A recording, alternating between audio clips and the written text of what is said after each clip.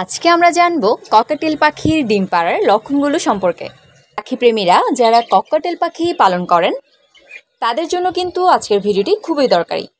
কারণ হচ্ছে যারা নতুন পাখাল রয়েছেন বা অনেকেই আছেন যারা অনেক দিন ধরে পাখি পালন করছেন কিন্তু পাখি এখনো ডিম বাচ্চা করেনি, তারা কিন্তু আসলে পাখিকে দেখে বুঝতে পারে না যে পাখির ডিম দেওয়ার সময় হয়েছে কিনা। অযথাই আসলে টেনশন করে যে কখন ডিম দিবে, কেন ডিম দিচ্ছে না, বা আদৌ ডিম দেওয়ার সময় হয়েছে কিনা, খাঁচায় হাড়ি দিব কিনা, এই ধরনের নানাবিধ চিন্তা নিয়ে কিন্তু অনেক ভোগান্তিতে পড়েন। তা আজকের ভিডিওতে পাখির ডিম পাড়ার লক্ষণগুলো সম্পর্কে আপনি স্পষ্টভাবে বুঝতে পারবেন। আজকের ভিডিওটি যদি না টেনে সম্পূর্ণ ভিডিওটি আপনি দেখেন তাহলে কিন্তু আপনি যে কোনো পাখিকে দেখেই আসলে বুঝে যেতে পারবেন তারা ডিম দিতে চলেছে কিনা, বা তাদের ডিম দেওয়ার সময় হয়েছে কিনা, বা তারা আসলে কখন ডিম দিতে পারে। তো চলুন ভিডিওটি শুরু করা যাক।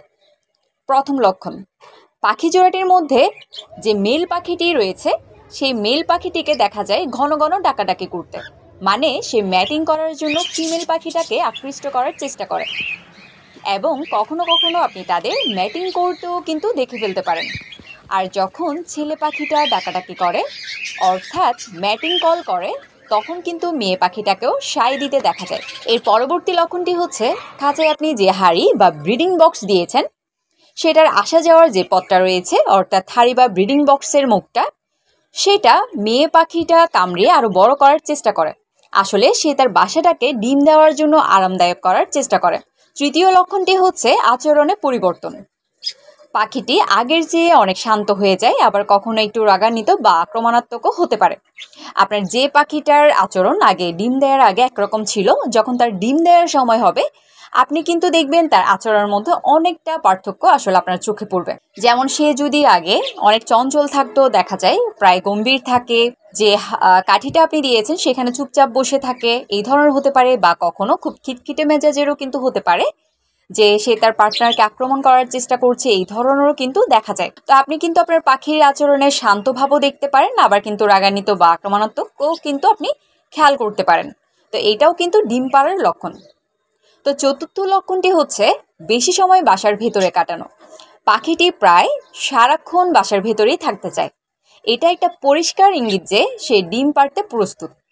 আপনার যে পাখিটি আগে হাড়িতে বা ব্রিডিং বক্সে যেতে চাইতো না, এখন পাখিটি দেখবেন ঘন ঘন হাড়িতে বা বক্সের চারপাশে ঘুরপাক খাচ্ছে এবং বারবার হচ্ছে ভেতরে যাওয়ার চেষ্টা করছে।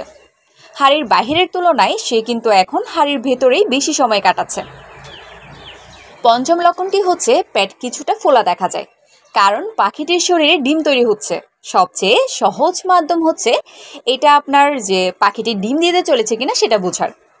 ডিম দেওয়ার আগে মেয়ে পাখিটার ভ্যান্টের দিকে আপনি যদি তাকান তাহলে কিন্তু ফোলাভাব খেয়াল করবেন।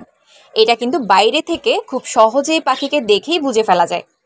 তা আপনি যদি পাখিকে খেয়াল করেন অর্থাৎ সে ডিম দেওয়ার কয়েকদিন আগে কিন্তু আপনি দেখবেন তার ভ্যান্ট অনেকটা ফুলে গেছে, মানে ডিম যে তৈরি হয়েছে বা তার ভ্যান্টে যে ডিম এসেছে সেটা কিন্তু বাহির থেকে পাখিকে দেখেই আপনি কিন্তু বুঝতে পারবেন যে আপনার পাখিটির ডিম দেওয়ার আর বেশি সময় নেই। পরবর্তী লক্ষণটি হচ্ছে খাদ্যে আগ্রহ বেড়ে যাওয়া, বিশেষ করে ক্যালসিয়ামযুক্ত খাবারের প্রতি। এটা ডিমের খোলস শক্ত করতে কিন্তু বেশ সাহায্য করে। আপনার যে পাখিটি আগে মিনারেল ব্লক বা ক্যাটল ফিশ বোন খেতে চাইতো না, ডিম দেওয়ার পূর্বে সে পাখিটি কিন্তু দেখা যায় অনেক বেশি পরিমাণে ক্যালসিয়াম জাতীয় খাবারগুলো খেয়ে নিচ্ছে।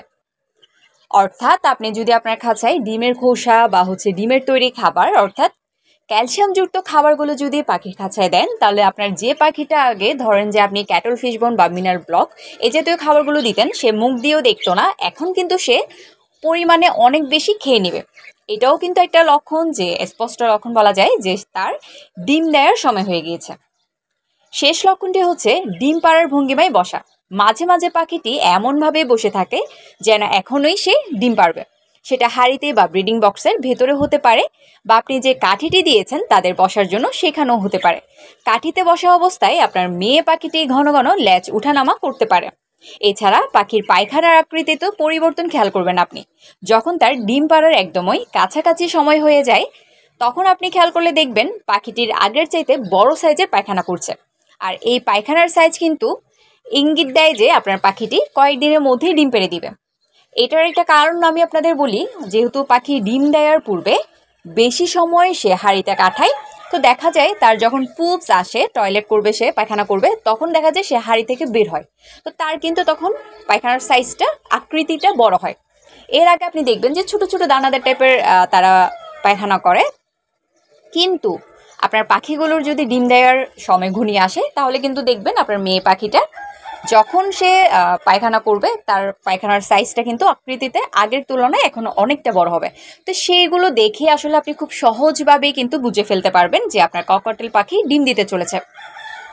তো আপনারা আপনাদের ককাটেল পাখির মধ্যে যদি এই লক্ষণগুলো দেখেন, যেগুলো এখন বললাম, তাহলে কিন্তু তাকে আরামদায়ক পরিবেশ এবং যথেষ্ট ক্যালসিয়ামযুক্ত আদর্শ খাবার নিশ্চিত করতে হবে। কারণ এই সময় কিন্তু মেয়ে পাখিটার শরীরে প্রচুর ক্যালসিয়ামের প্রয়োজন পড়ে। তা না হলে কিন্তু দেখা যায় এই যে অনেক সময় পাখি কম ডিম পারে, বা পাখি ডিম পারলে পাখির ডিম জমে না, বা পাখি নিজেই নিজের ডিমগুলো খেয়ে ফেলে। এছাড়াও দেখা যায় ডিমের আকৃতিতে সমস্যা হয়, কখনো খুব ছোট বা আঁকা বাঁকা এই ধরনের ডিম পারে। তারপর ডিমের যে খোসাটা রয়েছে সেটা শক্ত হয় না, আবার ডিম পারলে সেই ডিমগুলো জমেও না, ফুটে না, নষ্ট হয়ে যায়। এই ধরনের কিন্তু নানাবিধ সমস্যার কারণ পাখির শরীরে যদি ক্যালসিয়ামের ঘাটতি থাকে।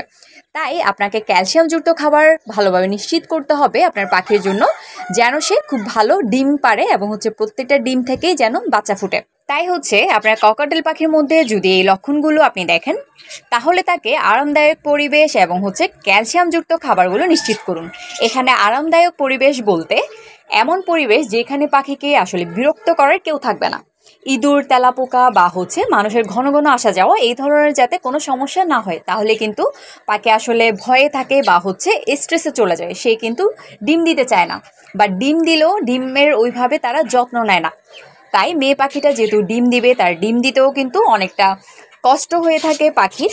তো সেটা যেন তার না হয়, সে যেন আরাম বোধ করে, তাই তার খাঁচাটাকে সুন্দরভাবে সেট করে দিন, এমনভাবে যেন সে সেখানে আরাম বোধটা করে। তার যেন আসলে কোনো বিরক্তি বোধ না হয় যে কোনো কারণে সে কিটকিটে হয়ে যায়।